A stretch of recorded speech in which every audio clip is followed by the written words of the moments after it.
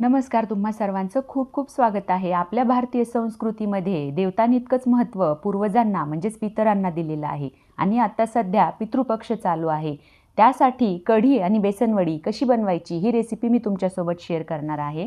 इथे सर्वात प्रथम मी 10-12 हिरव्या मिरच्या, लसूण पाकळ्या, जिरं आणि थोडंसं मीठ आणि कोथिंबीर घालून याचं वाटण मिक्सरमध्ये करून घेतलेलं आहे.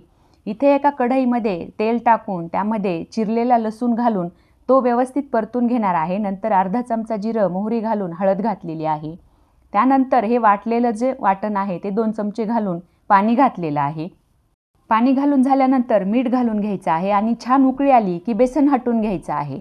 इथे बेसन तुम्हाला जर चमच्याने हटता नाही आलं तर विस्करच्या सहाय्याने हटू शकता, परंतु यामध्ये गाठी होऊन द्यायच्या नाहीयेत. इथे तुम्ही बघू शकता हे बेसन खूप घट्टही नाही आणि खूप पातळही नाही असं हटून घ्यायचं आहे आणि त्यामध्ये नंतर बारीक चिरलेली कोथिंबीर घालून घ्यायची आहे.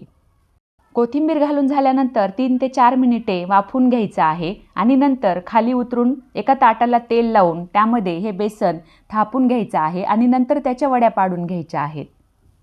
इथे मी हिरवी मिरचीचा वापर केलेला आहे. तुम्हाला हवं असेल तर तुम्ही लाल तिखटाचं बेसनही करू शकता. आणि आता हे सर्व कढईमधून काढून व्यवस्थित ताटाला पसरून घेऊन याच्या वड्या पाडून घ्यायच्या आहेत.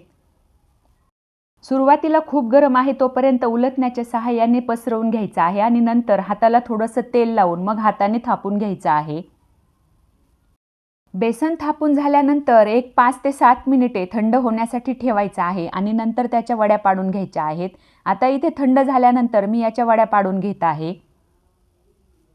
वड्या तुम्ही शंकरपाळ्याच्या आकाराच्या किंवा चौकोनी तुम्हाला हवं तशा काढून घेऊ शकता. इथे तुम्ही बघू शकता पिठल्याची वडी तयार आहे. आता कढीची तयारी.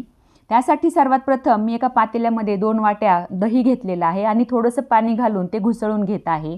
दही घुसळून झालं की मिक्सरमध्ये जे वाटलेलं अर्ध वाटण आहे ते घालून घेत आहे आणि नंतर 2 चमचे बेसन पीठ घेतलेलं आहे ते व्यवस्थित मिक्स करून विस्करच्या सहाय्याने घुसळून घेत आहे.